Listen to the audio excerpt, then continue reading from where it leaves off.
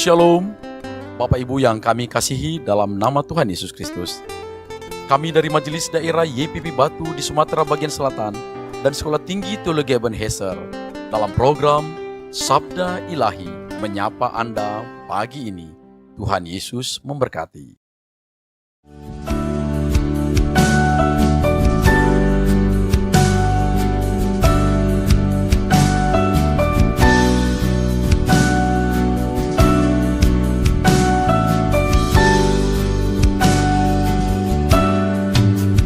Berbahagia, yakin teguh, Yesus abadi, kepunyaanku. Aku warisnya, ku ditebus, ciptaan baru, Roh Kudus.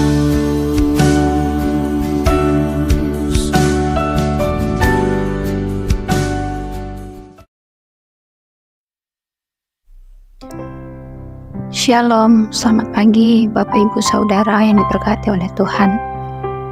Hari ini kita akan bersama-sama merenungkan satu bagian kebenaran firman Tuhan yang bertemakan jangan mencari untung.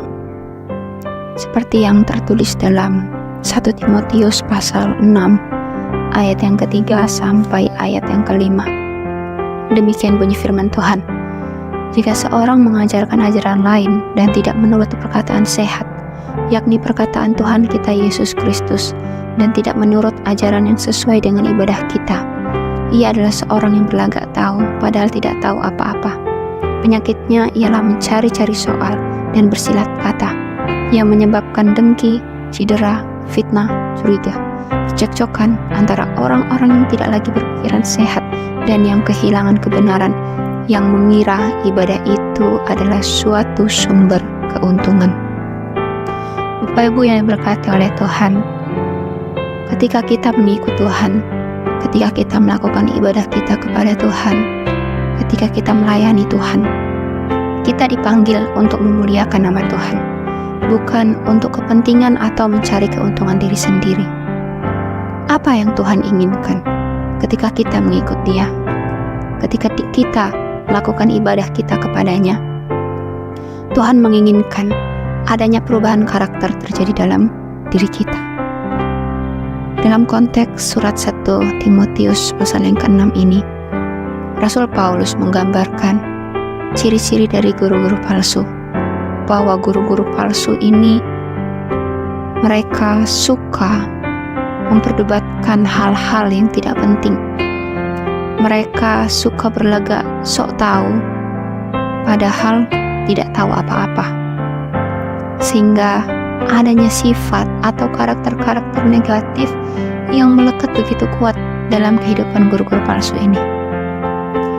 Ketika kita mengaku percaya kepada Tuhan, ketika kita mengaku sebagai pengikut Tuhan, yang Tuhan inginkan dari kita adalah kita meninggalkan kehidupan lama kita, yakni karakter, sifat-sifat yang negatif yang akhirnya dapat menimbulkan perpecahan di dalam persekutuan. Tuhan menginginkan kita memiliki karakter yang rendah hati. Kita mau terbuka untuk belajar firman Tuhan. Kita mau terbuka menerima segala pendapat yang diutarakan orang lain kepada kita. Kemudian Tuhan juga menginginkan ketika kita mengikut Dia, Tuhan menginginkan kita memiliki motivasi yang benar. Bukan didasari karena kita ingin mendapatkan berkat dan berkat, tapi fokus kita kepada sumber berkat itu, bukan kepada berkat itu sendiri. Itulah yang Tuhan inginkan.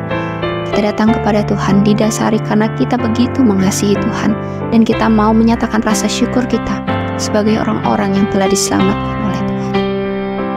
Dengan demikian, ketika kita memiliki karakter yang berkenan kepada Tuhan, ketika kita memiliki motivasi yang tulus dan murni di hadapan Tuhan, maka hidup kita penuh berkenan kepada Tuhan.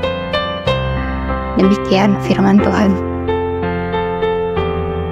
Jangan terus-menerus kita menanyakan apa yang sudah Tuhan berikan kepada kita, tapi mulailah bertanya apa yang sudah kita berikan kepada Tuhan, apa yang sudah kita berikan kepada gereja kita. Mari kita bersatu dalam doa.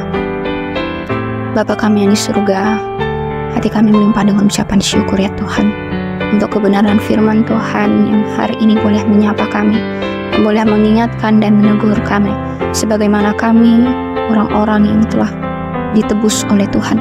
Kami adalah orang-orang yang percaya kepadamu. Biarlah motivasi kami dalam mengikut Tuhan adalah motivasi yang benar dan murni di hadapan Tuhan. Bukan karena kami ingin mencari untung, tapi karena kami mengasihi Tuhan dalam hidup kami. Terima kasih ya Bapa. Hanya di dalam nama Tuhan Yesus Kristus kami berdoa. Amin.